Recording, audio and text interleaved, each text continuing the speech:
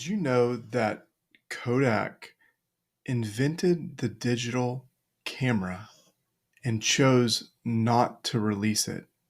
Why was that, you say? It's because they thought it would destroy their film business. That single belief cost them everything: billions of dollars, market leadership, and ultimately put them into bankruptcy before they recovered. But what if I told you that this isn't just a Kodak story, that we ourselves can learn a lot from them? Today, I'm going to talk about how your limiting beliefs are costing you real money and how to combat that cost. In 1975, Kodak engineers built the first digital camera. You may be thinking, wait, 1975? Yes, that is correct. In 1975. The digital camera didn't become popular until the 1990s and really late 1990s and early 2000s. But in 1975, the executives shot it down. They feared that the digital camera, the digital photography, would eat away at their film business and film profits. Instead of evolving, they clung to what had worked previously. By the time digital photography took off in the late 1990s, it was too late for Kodak. Kodak, the brand that was photography, filed for bankruptcy while Sony, Canon, and others sprinted ahead, winning the new digital camera age. The punchline is that it wasn't innovation that killed Kodak. They were innovative, they were well ahead of the market. It was their belief, the limiting belief, that film would always rule. Kodak is not the only one that did this. Many have done this. But even more than Kodak, this is a mere an example of how small businesses can fall for this as well. We all have these own moments where we refuse to make the call, we refuse to charge what we're worth, we say we're not good at sales, we say that we can't manage our team. It's all because of the stories that we tell ourselves. It's easy to think, how did they miss it? But we all have these internal stories that we tell that are the true limits on our ability to achieve. It's, I'm not a salesperson. It's, I'm not good with numbers. It's, I can't manage people. It's, I'm an introvert. I can't go to that event. I can't do that specific thing. Or it's the, no one can do it like me. These beliefs don't just feel true to us and have no impact on our business. They actually cost us money in revenue, in team performance, and in time. Avoiding sales calls could be costing you 6 figures a year or plus or more. Undercharging, that's your future software upgrade or the new hire that you can't make that's keeping you in the Stone Ages. Skipping that financial review because you don't think you're good with numbers, that's profit bleeding silently. That's cash running out. Think about this. If you're growing 2% per month, but delay launching a new offer for 6 months because you don't feel ready, you're not just waiting, you're losing on those compounding returns.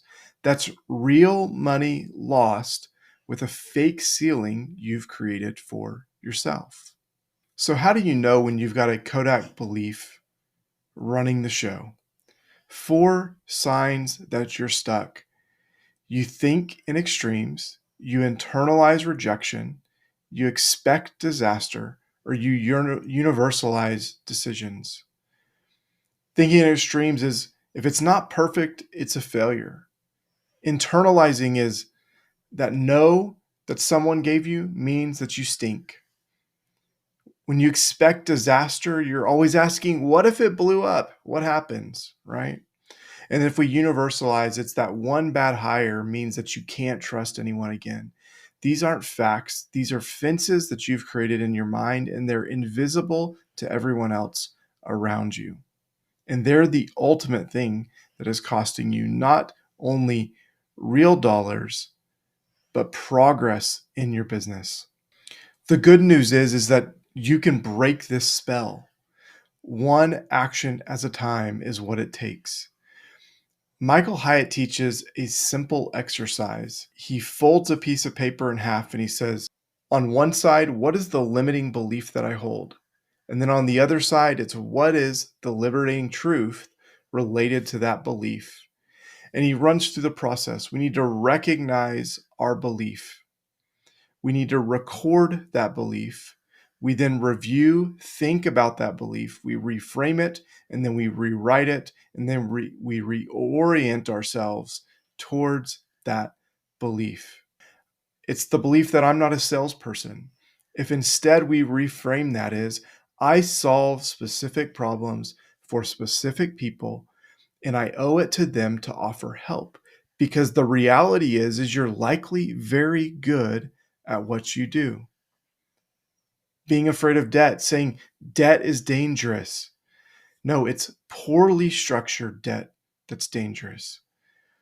It's being measured in what you're doing with debt that's important. And if you're measured in doing the right things with debt, it's a tool that you can utilize to help achieve the goals that you have. I'm not good with numbers, what I've heard over and over again. I just want to give you the number stuff. No, I don't want the number stuff. I'm here to help you translate, but you as the business owner are still responsible for that number stuff. We can reframe that as I can learn one number, one thing in 5 minutes that will make me better and sharper at asking the right questions each and every month. Take these limiting beliefs, write them down, reframe them, and then reorient yourself by thinking of one action, one thing that you can potentially do to counteract this potential belief. Kodak didn't die from competition. It died from the wrong conviction. Wrong-sized, well-meaning conviction that film was the future and that digital had no future with them. So what is your Kodak moment?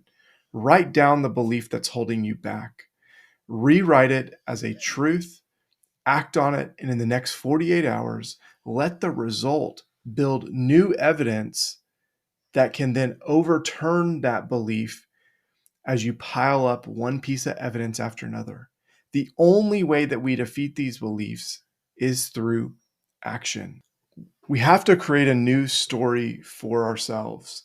And that new story, whether we do it or not, if we don't do it, it means that our business may stay here where we are today. If we do it, it means we have the possibility for our business going up here in the near future. If this hits home, I would encourage you, comment down below. Tell me, what is the limiting belief that you identified, and what is the thing that you're going to do in the next 24 or 48 hours to counteract that belief? Let's turn this conviction into action. And if you want more of this, I'd encourage you, please like and subscribe. Again, I want to talk to more of you. And so thank you for watching. Until next time, keep slashing those limiting beliefs.